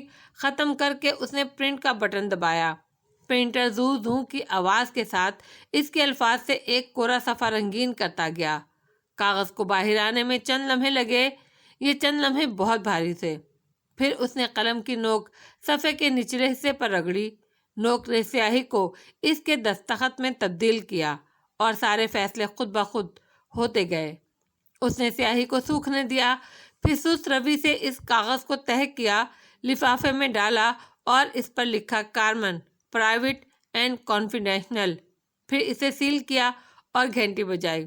چند لمحوں بعد بٹلر نے اندر جھانکا۔ جی سر، یہ لفافہ میں اسٹڈی کے پہلے دراز میں رکھ رہا ہوں، کل ویک اینڈ ہے، تم سوموار کی صبح اسے کارمن کے حوالے کرو گے، یہ ایک امانت ہے۔ آپ کہیں جا رہے ہیں سر؟ میں سوموار تک واپس آ جاؤں گا، امید ہے، توقف کے بعد اضافہ کیا۔ بھاری لفافہ دراز میں رکھ کر اس نے دروازہ بند کیا تو گویا سارے فیصلے خود بخود ہوتے گئے۔ ملکہ یانسوفو کا کنواں رات کے اس پہر ویران تھا۔ سیاح دن کے وقت آتے تھے اور اب گیٹ بند ہو چکا تھا، پھر بھی اندر داخل ہونے والے راستے نکال لیتے ہیں۔ یہ ایک قدیم طرز کا کھلا سا صحن تھا جس کے وسط میں کنواں بنا تھا۔ احاطہ ویران پڑا تھا اور اوپر آسمان خاموشی سے اسے دیکھ رہا تھا۔ احاطے کے ایک طرف دیوار میں راستہ تھا جو مندر کی طرف جاتا تھا۔ اس کی چوکھٹ پر ایک ہیولا کھڑا تھا، سیاہ لبادہ پہنے اور سیاہ ہڈ پہنے، ایک لڑکی جو احتیاط سے ادھر ادھر دیکھ رہی تھی۔ وہ اندر نہیں جا رہی تھی، اسے کچھ دیر یہیں چھپ کے ایڈم کا انتظار کرنا تھا۔ ایڈم کو سامنے سے آنا تھا اور وہیں سے گزر کے کنویں تک جانا تھا۔ وہ پہلے اسے اندر آنا دینا چاہتی تھی۔ دفعتاً ہلکی سی آہٹ ہوئی اور پھر قدموں کی آواز آئی۔ آواز کافی واضح تھی، جیسے نووارد کو چھپنے یا ملاقات کو خفیہ رکھنے میں دلچسپی نہ ہو، وہ اعتماد سے چلتا ہوا آ رہا ہو۔ تالیہ کے اندھیرے میں دیکھتی آنکھیں अचंभे से छोटी हुई। ये एडम के चलने का अंदाज नहीं था और अगले ही लम्हे इसकी आंखें बेयकीनी से फैलीं। वान फाते अहाते में दाखिल हो रहा था। उसने स्याह पैंट पर स्याह जैकेट पहन रखी थी और जेबों में हाथ डाले वो इधर उधर देखता कुएं की तरफ बढ़ रहा था। वो दम साधे उसे देखे गई। वो कुएं तक आया और इसकी मुंडेर के किनारे पर बैठा। कुएं की सतह जाली से ढकी थी। वो मुड़कर जाली के नीचे गहरे कुएं को देखकर बोला, बाहर आ जाओ तालिया, मुझे तुमसे बात करनी है। उसका अंदाज पुरसकून था, उसमें तहक्कुम भी था और अपनायत भी। तालिया के हलक में कुछ अटकने लगा, मगर उसने थूक निगला और सारे आंसू अंदर उतारे। फिर हुट पीछे को गिराई और बाहर आई। अंधेरे से चांदनी का सफर इसने लम्हों में किया, यहाँ तक कि वो इसके सामने आ खड़ी हुई। वो मुंडेर पर बैठा अभी तक गर्दन मोड़े कुएं के अंदर झांक रहा था। ये मलाका की एक मलका यान सूफू का कुआं था जो उसके लिए सनबाऊ वांगली ने तामीर करवाया था। यान सूफू शाह चीन की बेटी थी और मलाका में वो खुद को अजनबी महसूस करती थी, गैर, फॉरनर। कहते हुए उसने गर्दन मोड़ी और मध्यम मुस्कुराहट के साथ सामने खड़ी तालिया को देखा, जो जैकेट की जेबों में हाथ डाले चुपचाप इसे देख रही थी। स्याह बाल पोनी में बंधे थे और चेहरे से वो मुरझाई हुई लगती थी। तुमने जो सोने में लिखी किताब मुझे पढ़ने के लिए दी थी, उसमें लिखा था कि मलका यानसूफू मलाका में किसी पर एतबार नहीं करती थी। वो हर एक को अपना दुश्मन समझती थी। वो चाहती थी कि हमेशा खुद को खुद बचाए, क्योंकि उसका मानना था कि कोई किसी को बचाने नहीं आता, कोई किसी को बचाने आया भी नहीं करता। वो तलखी से जेरे लब बोली, मगर मुंडीर पर बैठे शख्स ने सुन लिया था और इसकी आंखों में वाज़े फिक्रमंदी उभरी थी। मगर कभी तो तालिया, इंसान को दूसरों को मौका देना चाहिए कि वो इसे बचाएं। क्या एक दफ़ा तुम वान फाते पर एतबार नहीं कर सकती? वक्त थम गया। कुआं खामोश था और आसमान पर चांदनी फैली थी। इस चांदनी के हाले में फाते का चेहरा रोशन दिखाई देता था। क्या एक दफ़ा भी तुम मुझे अपनी मदद नहीं करने दे सकती? वो आहिस्ता से इसके साथ बैठ गई। बहुत कुछ याद आया। कभी वो अबुल खैर की हवेली के मुंडेर पर यूं ही बैठते थे और कदीम मलाका को अपने सामने फैला देखते थे, मगर सारा मसला यही था कि उसे सब याद था और फाते को। उसने चेहरा मोड़कर जख्मी नज़रों से उसे देखा। फाते को कुछ याद नहीं था। एडम क्यों नहीं आया? वो बोली भी तो यही। यूं लगता था एक ज़माने बाद वो इससे मिली है। उसे नहीं आना था, उसको ये मुलाकात करवाने के लिए मैंने कहा था। वो सादगी से कह रहा था और वो दम साधे उसे देखे गई। आपको मेरी ईमेल मिल गई थी, इसीलिए आपने उस दिन कहा था कि मैं भाग जाऊं। मुझे तुम्हारी बेगुनाही पर यकीन करने के लिए उस ईमेल को पढ़ने की ज़रूरत नहीं थी। जिस तालिया को मैं जानता हूँ, जो इतने महीनों से मेरे लिए काम करती रही है, वो किसी को कत्ल नहीं कर सकती। तालिया ने इसकी आंखों में झांका और उसका दिल डूब सा गया। वो सिर्फ अपनी चीफ ऑफ स्टाफ को जानता था, वो शहजादी ताशा को नहीं जानता था। आपको वाकई मेरा यकीन है? हाँ, मैं नहीं जानता असरा को किसने मारा है, मगर उन्होंने खुदकुशी की है। वो एकदम बोल पड़ी। फातेह के अब्रू इकट्ठे हुए। ऐसा नहीं हो सकता। ना यकीन करें, आपको तो इस बात का यकीन भी नहीं आएगा कि मिस असरा नहीं आर्याना को। उसने तलखी से कहकर सर झटका और सामने अंधेरे में डूबी खस्ता दीवार को देखने लगी। मुझे जुल्कफली नामी आदमी ने वो तहरीर दी थी जो मैं तुम्हारे लिए उसके हवाले कर गया था। उस रात मैं जो मेरी यादाश्त खो चुकी है, मैं नहीं जानता वो कितना सच और कितना झूठ है, मगर मैं असरा के बारे में बात करने नहीं आया। उसका लहजा कतई था। तालिया चुपचाप सामने देख रही थी और वो इसको, मैं तुम्हारे बारे में बात करने आया हूँ। आप उस स्कैंडल से खुद को क्यों नहीं निकालते? तालिया ने जैसे सुना ही नहीं। मैं काफ़ी दिन सोचती रही कि इन कागजात पर आपके दस्तखत कैसे आ गए। यकीनन किसी ने नकली दस्तखत किए होंगे, मगर फिर मुझे एहसास हुआ कि शायद वो आपने ही किए हैं, कोरे कागज़ पर। उसने चेहरा मोड़ के फातेह की आंखों में देखा और तलखी से मुस्कुराई। مسز اسرا نے آپ سے کورے کاغذ پر دستخط لیے تھے، ہے نا؟ اس سے کیا فرق پڑتا ہے، وہ دستخط تو میرے ہی ہیں۔ وہ سادگی سے شانے اچکا کر بولا۔ فرق پڑتا ہے، وہ افسوس سے بولی۔ آپ مسز اسرا کو کور کرنے کے لیے سارا الزام اپنے سر نہیں لے سکتے، یہ جھوٹ ہوگا۔ آپ کو لوگوں کو حقیقت بتانی پڑے گی۔ میرے 2 بچے ہیں تالیہ، وہ سروائیو کر لیں گے۔ آپ ان کے ساتھ ہوں گے تو وہ ہر چیز برداشت کر لیں گے۔ پلیز اپنا کیریئر اس جرم کے لیے تباہ نہ کریں جو آپ نے نہیں کیا۔ صوفیہ رحمان کی آف شور کمپنیز بھی سامنے آئی تھیں، وہ ابھی تک تخت پر برجمان ہے۔ اس کا کیریئر تو برباد نہیں ہوا کیونکہ وہ لیڈر نہیں ہے۔ لوگ اس سے سچائی کی توقع نہیں کرتے، مگر آپ کے لیے لوگوں کے پیمانے مختلف ہیں۔ وہ آپ کو عظمت اور سچائی کے جس معیار پر بٹھا چکے ہیں وہ آپ کو ان سے نیچے برداشت نہیں کر پائیں گے۔ اس جرم کو تسلیم کرنے سے آپ اپنے لوگوں کا اعتبار کھو دیں گے۔ ہم جانتے ہیں کہ آپ سے دھوکے سے سائن کروائے گئے تھے۔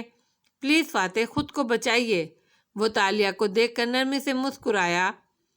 آج تم میری چیف آف اسٹاف کی طرح بول رہی ہو، کیا تم اپنی جاب کو مس کر رہی ہو؟ شہزادی کے تاثرات بدلے، ماتھے پر بل پڑے اور ناک نخوست سے سکڑی۔ مشورہ دے رہی ہوں، مفت تھا۔ کاندھے اچکا کر ناراضگی سے سامنے دیکھنے لگی۔ افسوس ہو رہا ہے مجھے آپ کے لیے۔ آپ اتنے عقلمند ہو کر بغیر سوال و جواب کے کسی کے دیے بلینک ڈاکومنٹ پر کیسے دستخط کرتے ہیں؟ کیسے کر سکتے ہیں آپ یہ؟ یا اللہ! فاتح نے جواب نہیں دیا، وہ بھی موجود سامنے ان کھنڈر زدہ دیواروں کو دیکھنے لگا۔ تم کبھی ہانامی کے دنوں میں جاپان گئی ہو تالیہ؟ چیری بلاسم سیزن میں؟ نہیں، مگر میں نے ملائیشیا میں ساکورا کے پھولوں کو گرتے دیکھا ہے۔ میں نے بھی۔ وہ خاموش ہو گیا۔ ارد گرد پھیلا اندھیرا پل بھر کے لیے چھٹ گیا۔ وہ سڑک کنارے بینچ پر بیٹھا تھا۔ فضا میں پھولوں کی خوشبو تھی، سڑک پر چیری بلاسم کی تہ بچھی تھی، قریب سے گزرتے بچے کے جوتوں کی چھنکار تھی۔ وہ ہاتھ میں پکڑی کاٹن کینڈی کی اسٹک کو گول گول گھما رہا تھا۔ کاٹن کینڈی بالکل چیری بلاسم کی طرح تھی، اتنی نازک کہ ہاتھ لگانے سے فنا ہو جاتی تھی۔ اسرا کے بیٹھنے سے فاتح کی کافی چھلکی تھی۔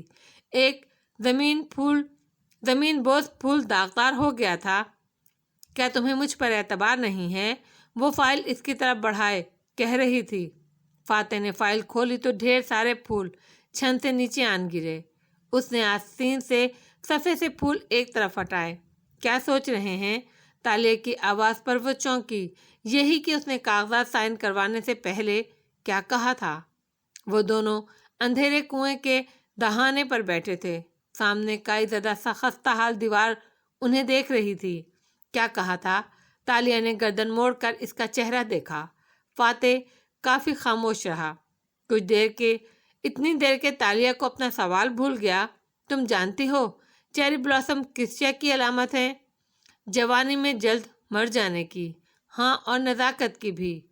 یہ اتنا نازک ہوتا ہے کہ ذرا دیر موسم کی سختی برداشت نہیں کر سکتا۔ یہ ہار مان جاتا ہے اور گر جاتا ہے، شاید اس لیے کہ یہ کسی اور کو موقع نہیں دیتا کہ وہ اسے بچا لے۔ یہ صرف خود پر انحصار کرتا ہے، مگر انسان ہر دفعہ اپنے آپ کو خود نہیں بچا سکتا۔ میں چیری بلاسم نہیں ہوں تو انکو؟ عرصے بعد وہ لفظ منہ سے نکلا۔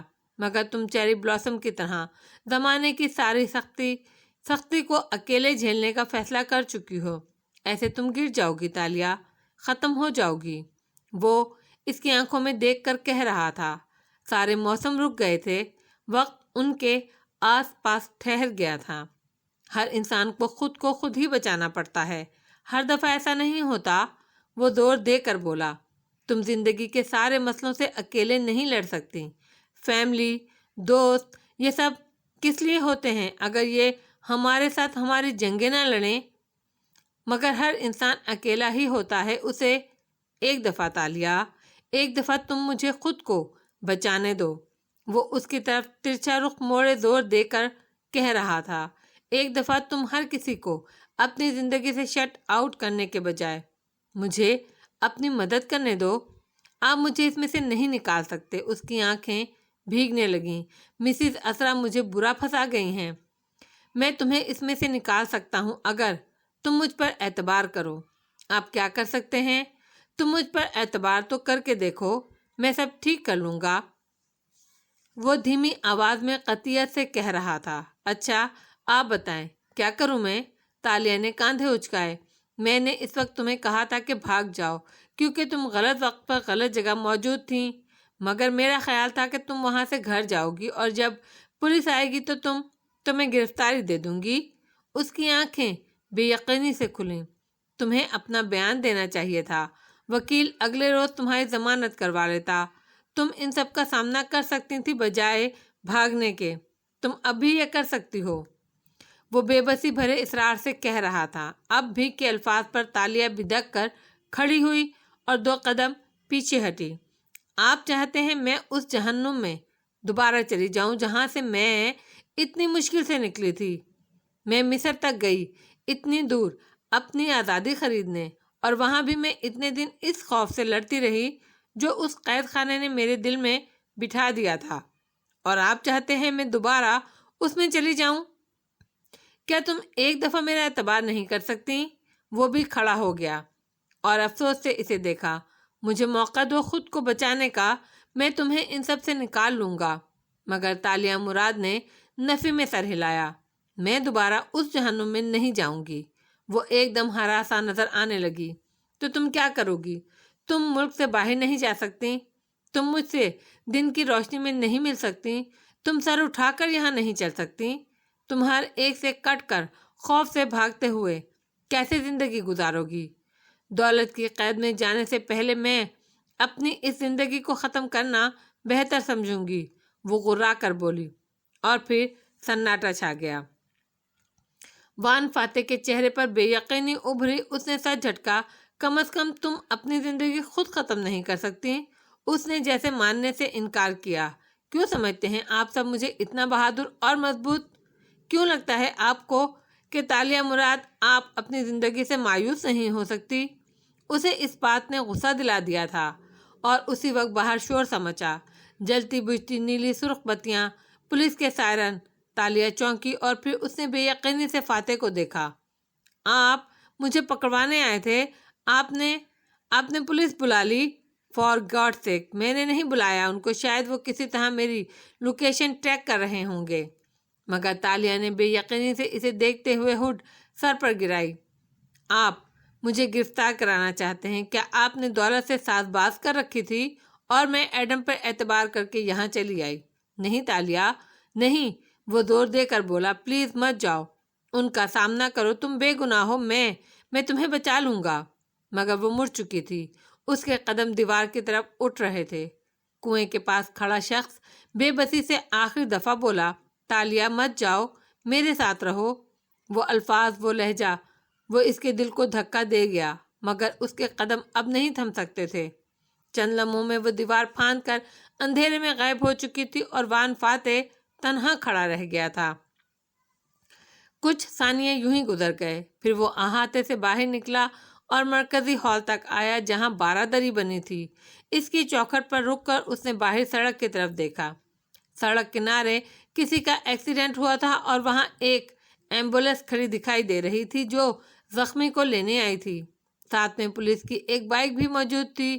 اوہ تالیہ، اس نے کرہ کر آنکھیں بند کی اور افسوس سے سر جھٹکا۔ وہ دبے قدموں ذوالکفلی کے گھر کا دروازہ کھول کر اندر داخل ہوئی تو دل بری طرح دھڑک رہا تھا۔ دروازہ بند کر کے اس نے دروازے سے پشت ٹکائی، چند گہری سانسیں لیں، پھر ہڈ اتاری اور راہداری میں آگے بڑھی۔ دیوان خانے کی بتی جلی تھی۔ وہ پہلے اسی طرف آئی تاکہ ذوالکفلی سے بات کر سکے، مگر چوکھٹ پر ٹھہر گئی۔ وہاں ذوالکفلی کے ساتھ فرش پر ایڈم بیٹھا تھا۔ وہ چند ثانیوں کے لیے بالکل ساکت ہو گئی، پھر سوالیہ نظروں سے ذوالکفلی کو دیکھا جس نے کاندھے اچکا دیے۔ یہ نوجوان بہت ضدی واقع ہوا ہے، میں اسے گھر سے نہیں نکال سکا۔ ایڈم اسے دیکھ کر اٹھ کھڑا ہوا۔ دونوں چند لمحے اداسی سے ایک دوسرے کو دیکھے گئے، پھر وہ سر کو ہلکا سا خم دے کر بولا، شہزادی، اور مسکرایا۔ تالیہ جواب میں تمکنے سے سر نہیں جھٹک سکی جیسے قدیم ملاقہ میں جھٹکا کرتی تھی، بس چپ چاپ آگے آئی اور فرش پر بیٹھ گئی۔ وہ بھی سامنے بیٹھ گیا تو ذوالکفلی اٹھ کھڑا ہوا۔ تم پریشان لگ رہی ہو، میں تمہارے لیے سوپ لاتا ہوں۔ بوڑھے جادوگر نے اپنی ٹوپی سر پر جمائی اور باہر نکل گیا۔ دیوان خانے میں خاموشی چھا گئی۔ وہ دونوں آمنے سامنے فرشی نشست پر بیٹھے تھے۔ سمجھ نہیں آتا تھا بات کہاں سے شروع کریں۔ تم نے کہا تھا تم مشکل میں ہو، وہ تو ہوں، اور تم نے وہاں کنویں پر وان فاتح کو بھیج دیا۔ آپ دونوں کا ملنا ضروری تھا اور انہوں نے پولیس بلا لی۔ تالیہ نے شاکی نظروں سے اسے دیکھا۔ ایڈم کے ابرو تحیر سے اٹھے۔ کیا وہ چاہتے ہیں میں گرفتاری دے دوں؟ پھر وہ چونکی۔ تم بھی یہی چاہتے ہو کیا ادھر بھی تم پولیس کو لے آؤ گے؟ وہ بدک کر اٹھنے لگی۔ نہیں چیتالیہ، وہ تیزی سے بولا، مجھے نہیں معلوم تھا کہ وہ پولیس کو بلا لیں گے، ورنہ میں ان کو کبھی آپ سے ملنے نہیں دیتا، اور میں نہیں چاہتا کہ آپ گرفتاری دیں۔ اگر آپ جیل چلی گئیں تو مجھے کون بچائے گا؟ تالیہ کے تنے اعصاب ڈھیلے پڑ گئے اور وہ تذبذب سے اسے دیکھنے لگی۔ ایڈم، تم سچ بول رہے ہو نا؟ وہ بار بار چوکھٹ کو بھی دیکھتی۔ کوئی معلوم نہیں وہاں سے ابھی پولیس دروازہ توڑ کر داخل ہو جائے۔ ایڈم جھوٹ نہیں بولتا، اور ایڈم آپ کے ایسے کاموں میں ہمیشہ آپ کا ساتھ دیتا ہے جنہیں آپ وان فاتح سے بھی چھپانا چاہیں۔ اسے یاد آیا ان دونوں کا خزانے والا ایڈونچر۔ یوں لگتا تھا اس واقعے کو واقعی 600 سال گزر چکے ہوں، یا شاید 557 برس۔ ہاں، تم میری ہر بات مانتے تھے۔ وہ قدرے ڈھیلی ہو بیٹھی اور آزردگی سے مسکرائی۔ کیسے ہو تم؟ اب آپ کو دیکھ کر لگ رہا ہے کہ میرا مسئلہ آپ سے بڑا نہیں ہے۔ تم اپنے حملہ آوروں سے چھپ رہے ہو۔ تم چاہو تو یہاں رہ سکتے ہو، یہاں نیچے کتابوں کا ایک ذخیرہ ہے جو نہیں چیتالیہ، موت میرے تعاقب میں ہے اور کتابیں مجھے نہیں بچا پائیں گی۔ آپ بتائیے ایڈم آپ کے لیے کیا کر سکتا ہے؟ تالیہ چند لمحوں کے لیے بھیگی آنکھوں سے اسے دیکھے گئی۔ موم بتیوں سے نیم روشن دیوان خانے کو آزردگی نے اپنی لپیٹ میں لے رکھا تھا۔ تم بتاؤ مجھے کیا کرنا چاہیے؟ میں وان فاتح نہیں ہوں جو لیڈ کرتے ہیں اور مسئلوں کا حل بتاتے ہیں۔ میں ایڈم ہوں، میں لیڈ ہونے والوں میں سے ہوں۔ آپ جو کہیں گی میں کروں گا۔ آپ بتائیے، وہ بے لوث انداز میں کہہ رہا تھا۔ تالیہ کا آخری حل اس کے ذہن میں تیار تھا، مگر وہ ایڈم سے کیسے کہے؟ وہ نہیں چاہتی تھی کہ ذوالکفلی کو معلوم ہو، اور وہ کچن میں تھا۔ پھر اس نے جیب سے ایک چٹ نکالی اور اس کی طرف بڑھائی۔ مجھے ایک پاؤڈر تیار کرنا ہے، اس کے لیے کچھ جڑی بوٹیاں چاہیے ہیں، تم یہ صبح مجھے لا دو گے؟ ایڈم نے چٹ نکالی اور اچنبھے سے اسے دیکھا۔ مگر یہ پاؤڈر آپ کو اس مسئلے سے کیسے نکال سکتا ہے؟ یہ میرے لیے نہیں ہے۔ کون وومین نے کہانی گھڑنی شروع کی؟ یہ داتن کے لیے ہے، اس کو کینسر ہے، وہ مر رہی ہے۔ واٹ؟ ایڈم ایک دم سیدھا ہو کر بیٹھا اور بے یقینی سے اسے دیکھا۔ ہاں، اس کے بال جھڑ رہے تھے کیونکہ وہ کیمو کرا رہی تھی، مگر اس نے مجھے کہا وہ کیٹو ڈائٹ پر ہے اور اسی لیے ایسا ہو رہا ہے۔ مگر ذوالکفلی کے کتب خانے میں نے ایک دوا کی ترکیب پڑھی ہے جو اس کا کینسر مکمل طور پر ٹھیک کر سکتی ہے۔ یہ جادو نہیں ہے، ایک قدیم جاپانی دوا ہے۔ میں یہ اس کو سنگاپور بھجوا دوں گی، تم بس اس کو بنانے میں میری مدد کر دو۔ ایڈم افسوس سے گنگ ہو گیا۔ کچھ لمحے وہ کچھ بول نہیں سکا۔ پھر دیکھا کہ ذوالکفلی ٹرے میں بھاپ اڑاتے پیالے لا رہا ہے تو اس نے چپ چاپ پرچی جیب میں رکھ لی۔ ذوالکفلی سوپ رکھ کر وہاں سے اپنے کمرے میں چلا گیا تو ایڈم نے پرچی نکال کر پڑھی اور اچنبھے سے پوچھا، یہ عجیب طرح کی جڑی بوٹیاں ہیں، ان میں اکثر زہریلی ہیں۔ آر یو شیور یہ دوا بنانے کے لیے ہی ہیں؟ ایڈم، تمہیں مجھ پر اعتبار نہیں ہے کیا؟ وہ برا مان کر بولی، اور عورت کا مان سے کہا یہ فقرہ بڑے بڑوں سے کام کروا لیتا ہے، مشکل دستخط بھی، زہریلی جڑی بوٹیوں کی تلاش بھی۔ اوکے، مجھے آپ پر اعتبار ہے، میں لا دوں گا، مگر ان سے دوا کیسے بنے گی؟ بڑے بڑے تریاق زہریلی بوٹیوں سے ہی بنتے ہیں ایڈم بن محمد، وہ مبہم سا انداز میں بولی۔ میں تو داتن پر حیران ہوں، وہ کب سے اس بیماری کا شکار تھیں اور انہوں نے مجھے بھی نہیں بتایا۔ مجھے ابھی تک یقین نہیں آ رہا کہ… پلیز اب تم جاؤ، مجھے آرام کرنا ہے۔ وہ سوپ کا پیالہ اٹھا کر ایک دم کمرے سے نکل گئی۔ ایڈم نے دیکھا اب وہ نیچے جا رہی تھی۔ وہ گھر سے باہر نکلا ہی تھا کہ ذوالکفلی نے اسے پکارا۔ ایڈم چونک کر مڑا۔ بوڑھا جادوگر اس کے پیچھے آ رہا تھا۔ سنو نوجوان، وہ سنجیدگی سے اس سے مخاطب ہوا، میں تالیہ کے پلانز میں مداخلت نہیں کرتا۔ وہ جو کرنا چاہتی ہے وہ اس میں آزاد ہے، اور میں تمہیں یہاں آنے سے بھی نہیں روکوں گا۔ تم جب آنا چاہو آ جاؤ، مگر کل مجھے شہر سے باہر جانا ہے۔ میں رات تک آ جاؤں گا۔ اور وہ فکر مندی سے کہہ رہا تھا، تم اس کو کوئی جڑی بوٹی لا کر نہیں دو گے؟ وہ اپنے دوست کے لیے دوا بنانا چاہ رہی ہیں آپ کی کتابوں سے انہوں نے۔ ہاں ٹھیک ہے، نیچے ایسی کتابیں موجود ہیں جن میں طب کے نسخے ہیں، مگر وہ دوا نہیں بنانا چاہتی۔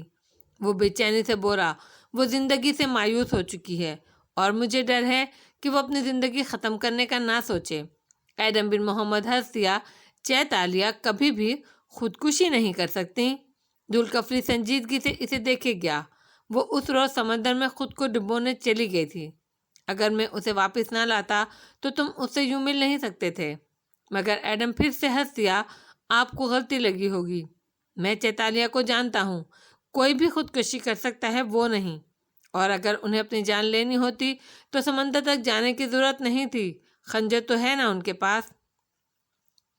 موت کی تکلیف شدید ہوتی ہے۔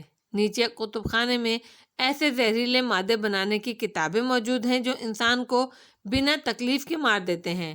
مجھے ڈر ہے وہ ایسا ہی زہر اپنے لیے نہ تیار کرنا چاہتی ہو، بنا تکلیف والا زہر۔ کیا معلوم اس سے بھی تکلیف ہوتی ہو، مگر کوئی اس تکلیف کو بتانے تک زندہ نہیں رہ سکا ہو۔ مجھ سے بحث مت کرو لڑکے، جو میں کہہ رہا ہوں وہ کرو۔ تم اسے کوئی ایسا مواد نہیں لا کر دو گے جس سے وہ اپنی جان لے لے۔ اوکے، میں کہوں گا مجھے وہ بوٹیاں نہیں ملیں۔ اس نے جان چھڑانے کے لیے کہہ دیا، اور اس کا انداز ایسا تھا کہ ذوالکفلی نے یقین بھی کر لیا۔ بہت بہتر، وہ اسے گھورتے ہوئے واپس مڑ گیا۔ گلی کے اس پار جاتے ہوئے ایڈم نے مڑی تڑی چٹ نکالی اور اسٹریٹ لائٹ میں اسے پڑھنا چاہا۔ اب اسے یہ سوچنا تھا کہ یہ بوٹیاں اسے کہاں سے ملیں گی۔